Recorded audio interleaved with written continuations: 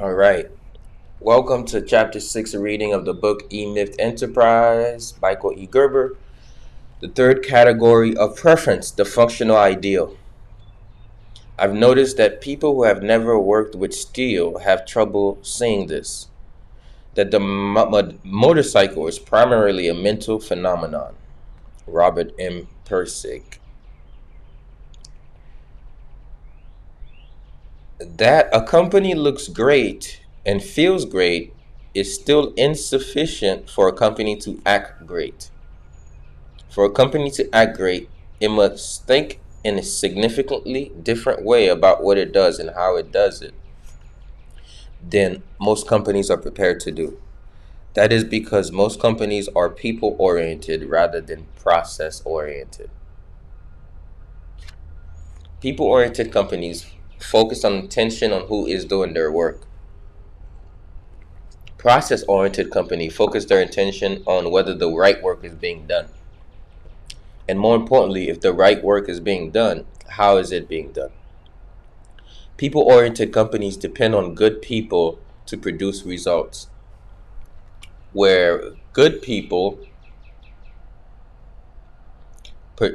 is defined as experienced, successful, self-motivated. In short, people who can be depended upon to produce good results. Someone is always shouting, find someone who knows how to get the job done. In people-oriented company. Process-oriented companies depend on good processes to produce results, where good is defined as the process's ability to produce the very best result in the hands of an inexperienced or less experienced people than the competition needs to produce the same results. It's valuable to note that most of the people-oriented companies I have known, and I have known thousands of them, are almost always intolerably self-righteous about their great people orientation. We're such a people company, when in fact they are usually far less people-oriented than they would have us to believe. When someone goes wrong in a people-oriented business, someone invariably asks the question, what's wrong with Jack?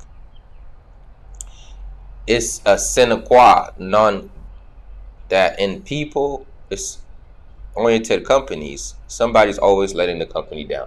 If the definition of good people is people who produce good results, logic would tell us that when people fail to produce good results, they're not good people. Not a cheery position to be in. When someone or something goes wrong in a true process-oriented company, the question invariably is asked first. What is wrong with the process? Jack isn't the problem, the process is. One might argue, yes, but who creates the process in the first place?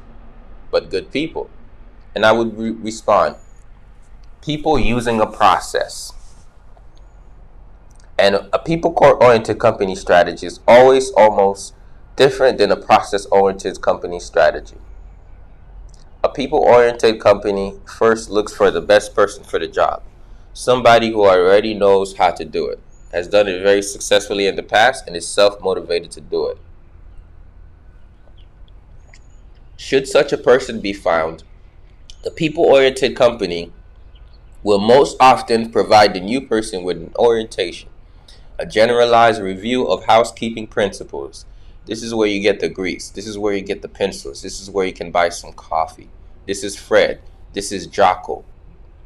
This is Myrtle. Then leaves the new person to get on with what the company has hired him or her to do. To find his or her own way. To do the job the best way he or she can. Failing to find the best person, a people-oriented company will resort to teaching as good a person as it can find the skills needed to perform effectively on the job. Then show him or her where the grease is, where the pencils are, where he or she can buy some coffee. This is Fred. This is Jocko. This is Myrtle.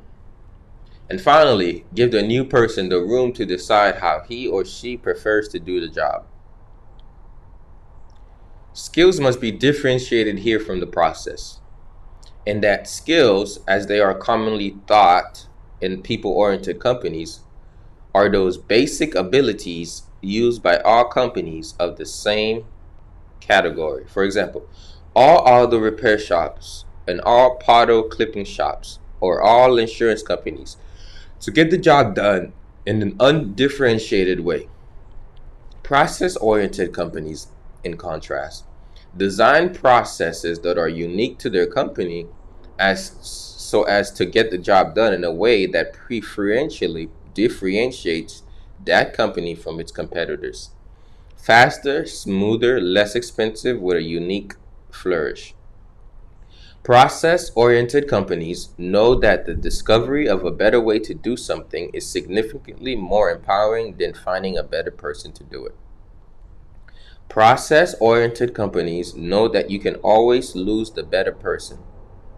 Indeed, in this day and age, you always do. But it's much more difficult to lose a better process. People aren't the exclusive property of your company, but your process can be. In a short, process-oriented companies know that a better process can be liberating in that it has the power of turning ordinary people into extraordinary people. Best people can be a limiting factor in that there are so few of them you have to pay premium to get them. Once you do get them, they can hold you for ransom if they decide to get bored with the present arrangement. Or if it's just not quite right today. Or if they have a vacation you hadn't planned for any reason of theirs at all. Then try to replace them.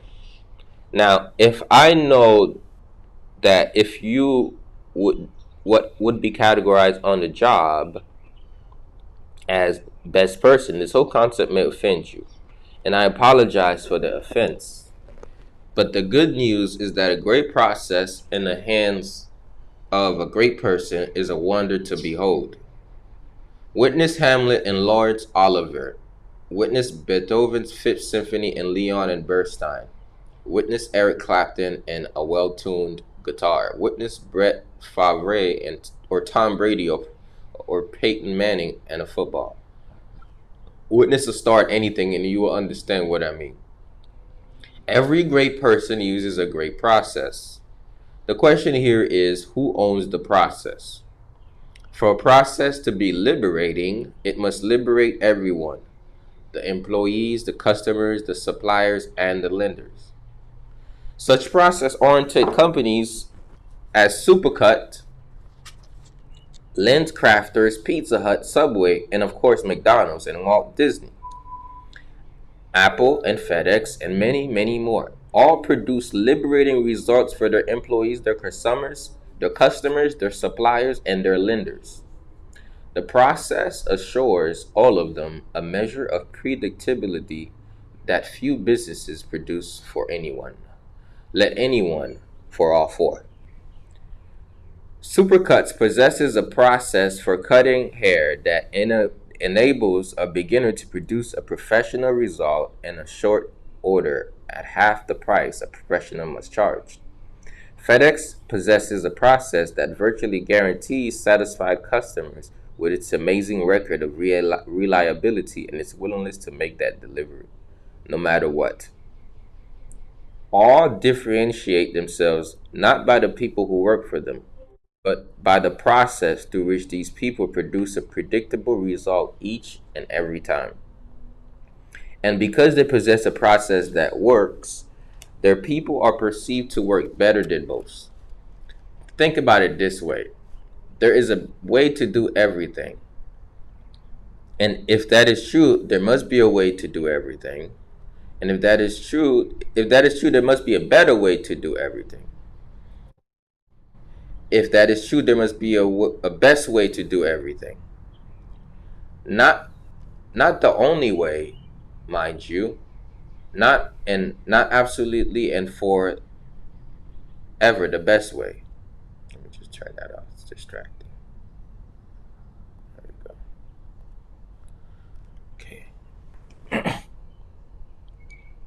but relatively best way. The way that produces the best results as perceived by the people with whom it interacts.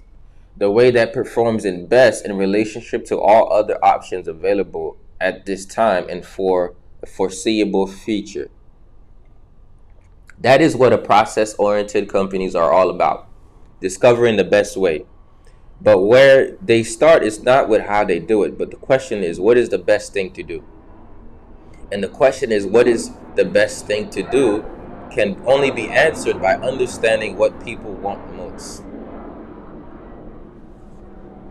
A best way process is discovered by answering the following questions. What one thing would our customers, employees, suppliers, and lenders most like us to do for them that we and our companies can't currently do? Has anyone ever tried to do this thing? If yes, why did they fail? What would it mean to us if we could do it? Why can't we do it? What would be the best way to do it? How much would it cost us to be able to do it the best way? Is it worth the cost? If yes, what would be the impact on our customers, employees, suppliers, and lenders? If negative for any or all, how would we overcome that negative? If we can't overcome the negative, do the benefits outweigh the negative aspects? If we can, should we do it? The best way is always the way that eliminates the primary frustration experienced by any one of our four primary influencers of a business. What is the primary frustration? Just what you might think. The primary frustration is the negative experience most complain about concerning someone's interaction with a business. It's not difficult to find out what the primary frustration is. For example, ask 100 people who have done business with building contractor about the transaction, and at least 75 would say the job wasn't completed when they said it would be, and there was always an excuse. Ask 100 people who have had their auto repaired about the transaction. At least 80 will say, I felt totally out of control and they make me feel worse. Ask 100 people who have been to a doctor about the transaction. At least 90 will say, I waited too long to see the doctor. Stereotypes? True. But it is in these stereotypical responses that one finds the primary frustration in the best way. What would happen to the general contractor who says, at Heartfelt Construction, we are always on time, on price, and deliver spotless performance, or we pay for it, guaranteed? What would happen to the auto repair shop that says, when something goes wrong with your car, the one thing you don't need to do is more worry? At Heartstone Auto, you always have a good experience, or the job is on us, guaranteed? What would happen to the medical office that says, at Sweetwater Medical Office, we always keep our appointments on time, or we pay for the visit, guaranteed? What would happen if they actually did these things? If they actually pulled off those guarantees?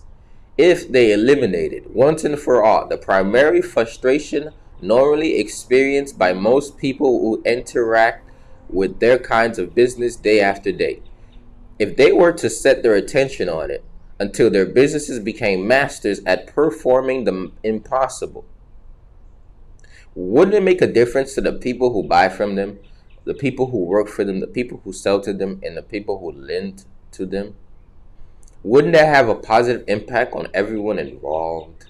Wouldn't that set their business apart? Isn't that obvious? Well, that's what a process-oriented companies are all about. Inventing an unobvious way to the obvious every single time. To make a promise and to accept full responsibility for the delivery of that promise requires control, the kind of control that only process-oriented company can hope to exercise. Let me tell you about such company. Santos Construction, a small business that determined the primary frustration of their customers, was and decided to do something bold about it. Marino Santos used to wear black to work every day, except for a bright red scarf he wore as a sweatband that also served to tie back his crowd black hair. Marino Santos loved the color black. To him, black signified mastery, singleness of purpose, seriousness, and also danger. Black was the color by which Marino Santos marked the barriers that distinguished him, and therefore separated him from the rest of the world. Black warned the world that Marino Santos was a serious fellow, not to be fooled with. Black was his shield. On the other hand, red was the color of Marino Santos' heart. His bright red scarf signified Marino Santos the passion of his interests.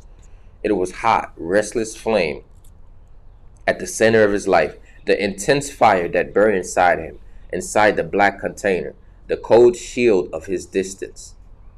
While his black clothes said, "I stand alone," his red scarf said, "I'm about to explode."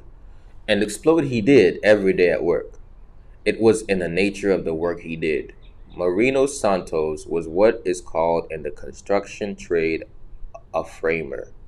He and his small crew subcontracted the farming of homes in Southern California, Arizona, Nevada, and Colorado, wherever the work was. To the general contractors who hired them, they were simply known as Santos Crew.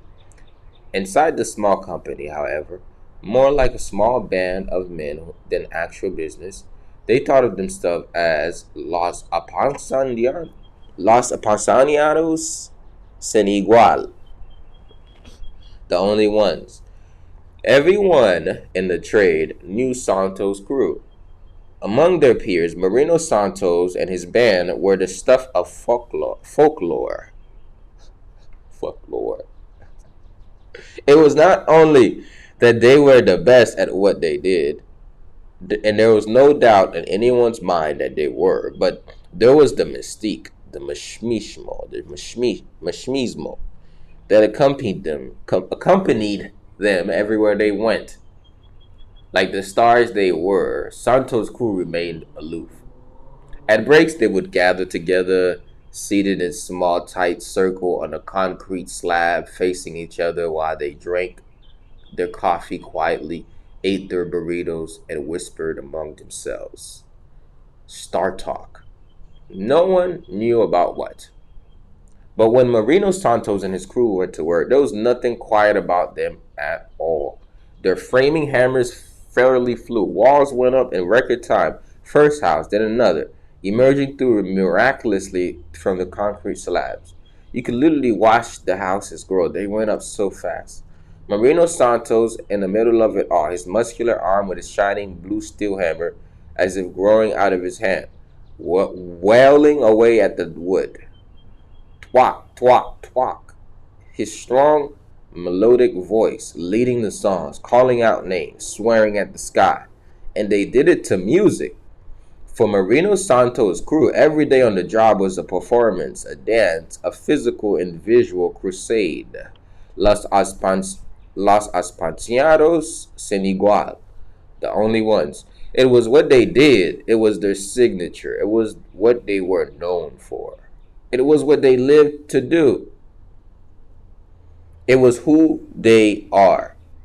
Then, early on Wednesday morning in the middle of July, on the way to a job in Barstow, Marino Santos' pickup blew a tire and flew off the road at 90 miles an hour and turned over 5 times until it finally came to rest upside down against a boulder. For 13 hours, Marino Santos lay trapped in his truck with a broken back before he was finally discovered by the highway patrol. Then he survived that accident. That was a miracle.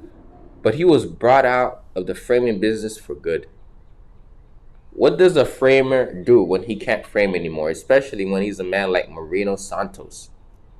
What does a star do when the very thing that he excels in is suddenly taken away from him? What does a man who uses his body for a living do when his body can no longer perform? What does a company do when it has built its ability to perform on the skills of a handful of good people and they're suddenly gone? For the first 6 months or so, Marino Santos did little or nothing but drink. He woke up in the morning and drank, and he didn't stop until he passed out at night. At times, he would get so furious with his condition that he would heave an empty whiskey bottle through the closed bedroom window and into the street, and then sit there in his wheelchair, amid the shards of broken glass, screaming into the night at anyone who would listen. The police would come by, but they wouldn't do anything other than threaten to take him in. His crew came to visit him every day. They hated to see him like he was. They called him names. They cried with him. They sat silently by and said nothing. They threatened that they wouldn't come back anymore. They played music and drank with him. They did whatever they could for both him and themselves. Sometimes just to be there was enough. And then, as suddenly as it began, it was over. One day he seemed just as bad, and the next day he was better. He called his crew together. I wanted to apologize to all of you, he said. Not for the past 6 months, not for the drinking, I couldn't help that. I want to apologize for the framing, for the arrogance, for the belief that I had in my body, for being so stupid. I don't want to be stupid anymore, Marino Santos said. It's time to start a new business. Marino Santos didn't care what his new business was, although he knew it has to do something with construction. Construction was in his blood. He loved the smell of raw wood. He loved seeing things start from nothing and become something almost overnight. He loved the physical impact it had on the world. It was a mark of having been there. It was something you could touch and look for years after. Yes, it had to be construction, but other than that, it didn't matter what kind of construction it was. Except for this, the construction his new business did was going to have a profound impact on the people around him as his old business did. Except that the new business would not depend on his or his crew's physical skills. This business would work without them. At first, his men didn't understand. They had always worked with their bodies. They had always taken pride in their extraordinary skill. Not to work like that anymore didn't make sense. Their joy was to express themselves physically, to move on the concrete slab, to raise walls, to walk with the rafters. To think of not doing these things anymore created great sadness in all of them. But because they cared for and respected Marino Santos so much, they listened. And gradually, it came to them what Marino Santos was talking about wouldn't deprive them of anything, but would give them something they never had. In one of their many conversations together, Marino Santos said, I have thought about this a good deal. It comes down to this. Either we work for a living, like bureaus, until we can't work anymore. He spread his arms as if to say, I am the proof. Or we find a way to build a business that works for us. Let me reread that. Either we work for a living, like bureaus, until we can't work anymore. Or we can find a way to build a business that works for us. We think about his business. We put our minds to it. We shape it so that it works like we have learned to work, with precision, with joy, with energy. But we must find a way to do this without people like us. People like us who take pride in being separate from the world. People like us who need to be alone. People like us will eventually kill our businesses, as I've almost killed our businesses. No, we must build a business that can make it easier for people who are not like us and who will never be like us to act like us. It is our fierce pride that makes us so good. We must learn how to give this fierce pride to people who do not possess it naturally. We must make it possible for everyone who works in our business to become as good as we are as long as they work in our business. That will be our gift to them. We must find a way to do this. Our business will give them something they can't get anywhere else in the world. And as a result of that, they will stay and our business will flourish. That will be the gift to us. Those who are like us, however, the other los españados sin igual in the world, must do what they must do. There is nothing we can do for them. As always, once they made their mind up, Marino Santos and his crew took their path seriously.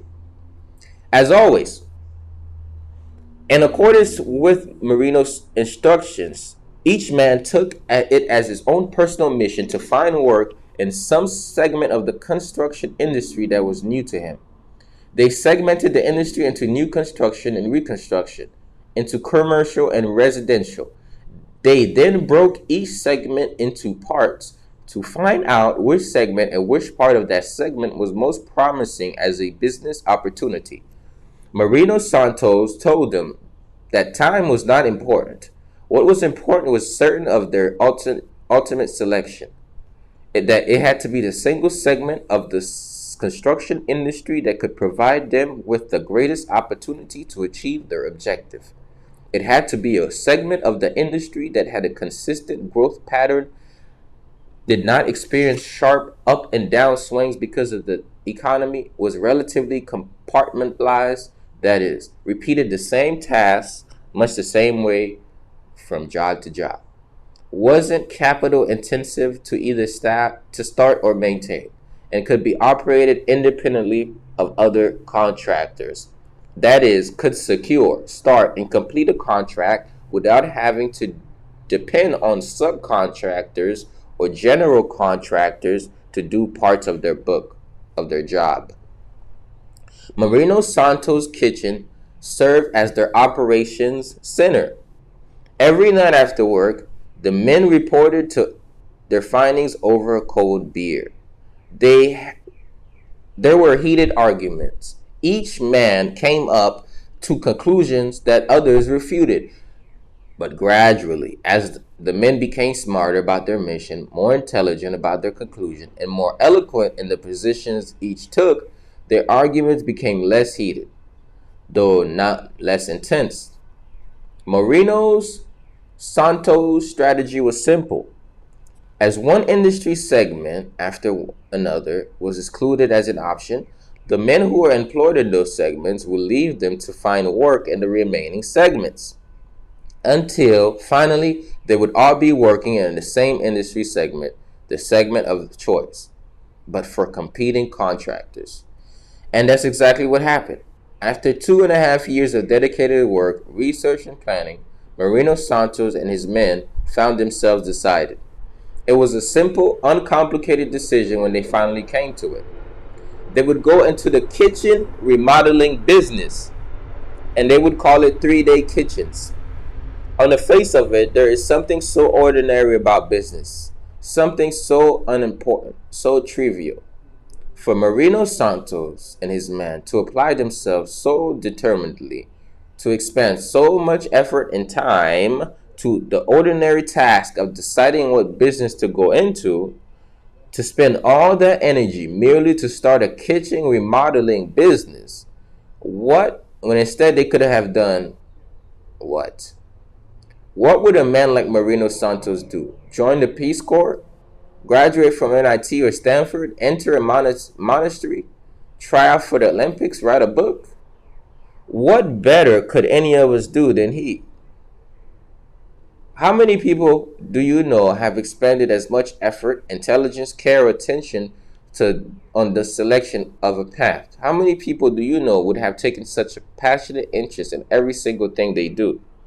How many people do you know who could remember their aim for as long as 2.5 years with their own interest to remind them of it? Who could bring the energy and attention of a group of strong, willed people to bear down on a problem that had no end in sight and still maintain their energy and attention as well as Marino Santos did, and who could keep that intention from wavering, from getting lost among the daily concerns that plagues us all, and certainly must have plagued him.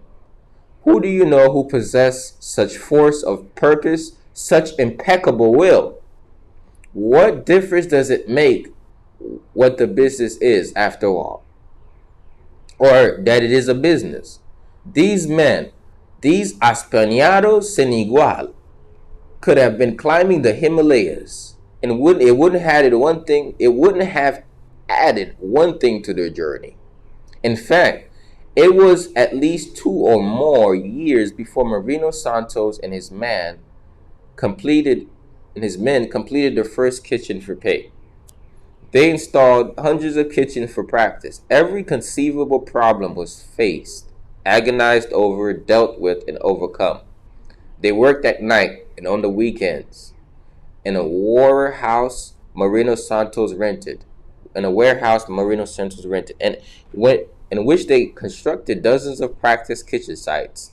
Every kitchen problem his men faced during the day on the job was put on paper at night and analyzed, scrutinized, discussed, argued about, until every peculiarity, every exception, every unpredictable variable facing the kitchen remodeling business had been reviewed at least a dozen times, and sometimes even more often than that, looking for the similarities, the predictable, the standardizing opportunities.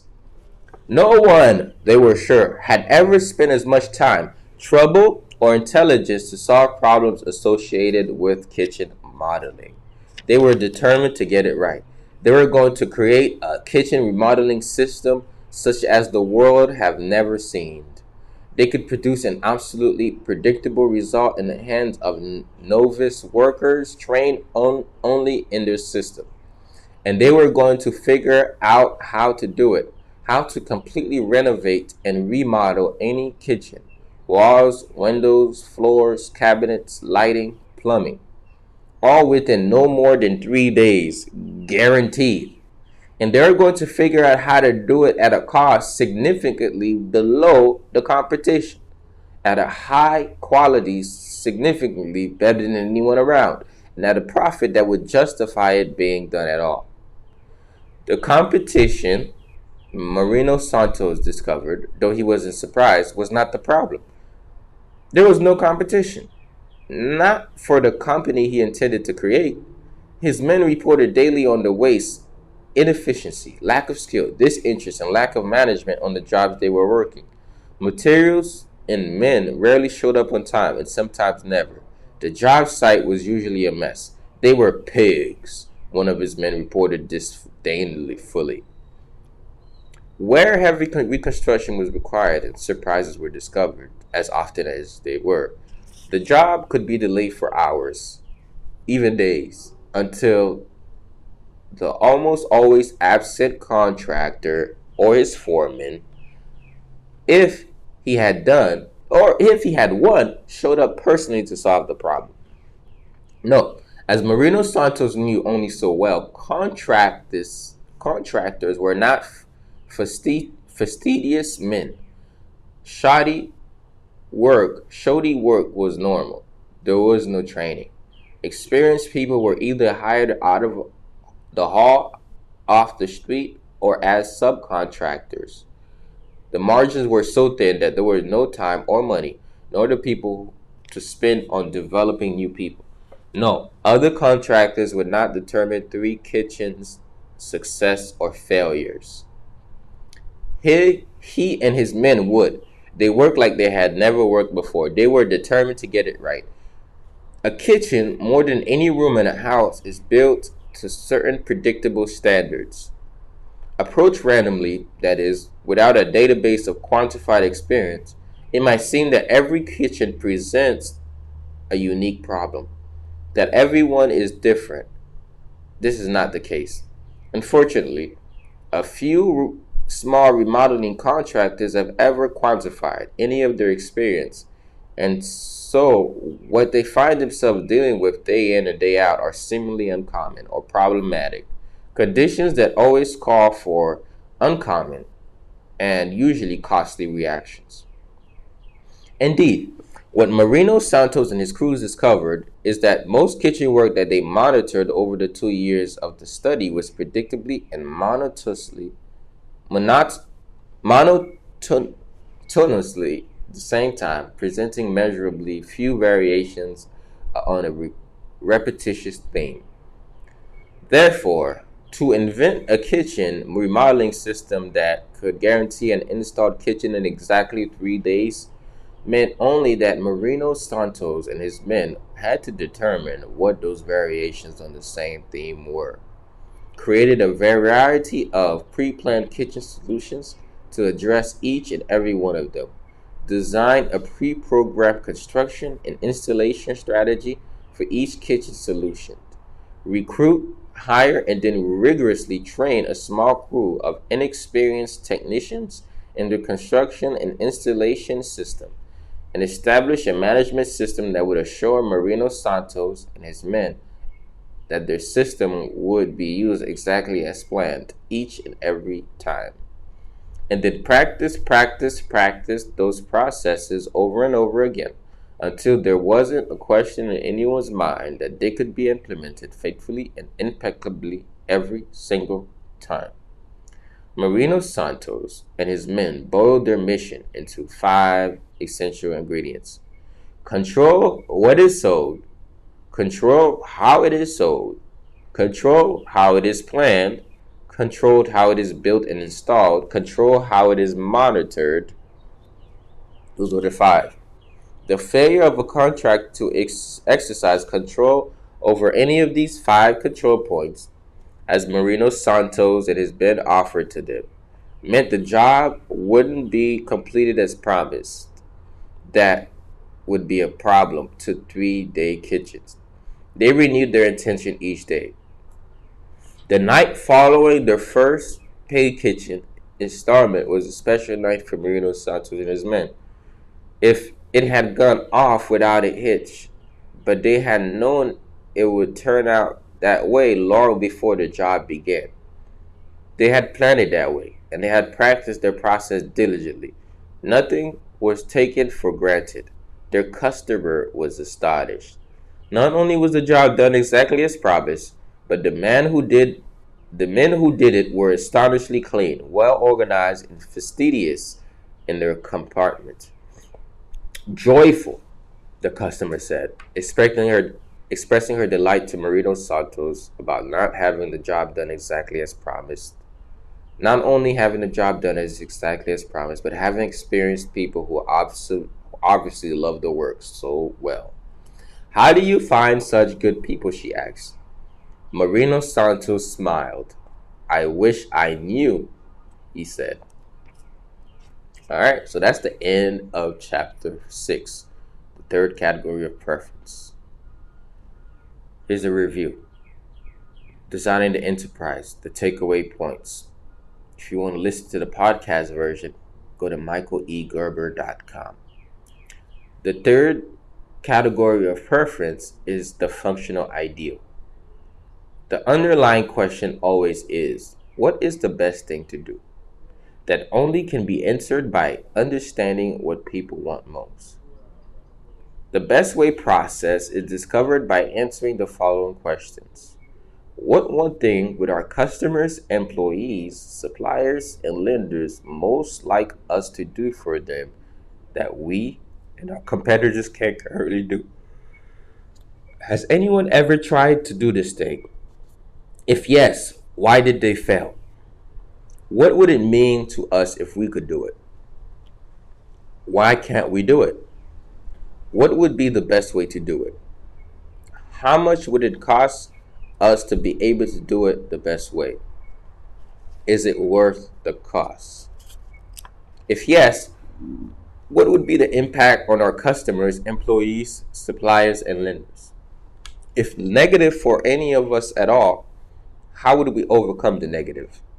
If we can't overcome the negative, do the benefits outweigh the negative aspects? If we can, should we do it? The best way is always the way that eliminates the primary frustration experienced by any of one of the four influences of a business. The primary frustration is the negative experience most commonly complained about concerning someone's interaction with a business. Thus, to become the functional ideal, you must eliminate the primary frustration experienced by any one of the four primary influencers of a business. Thus, to become the functional ideal, you must eliminate the primary frustration experienced by one of the four primary influences of a business. Chapter 6, the third category of preference, the functional ideal. E-Myth Enterprise by Michael E. Gerber. How to turn a great idea into a thriving business. So that is the chapter read, and this is the Holistic Lifestyle Tribe with the Holistic Book Club.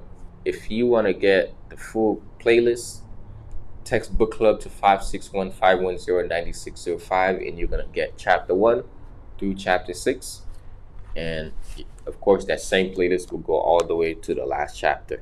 Okay, so we only have about a few chapters left, and then we have chapter 7 is like 4 pages, which means we're definitely gonna finish chapter 7 by this week, right? And then we're gonna go to chapter 8 by next week, Shooting for the Moon, which is the last chapter.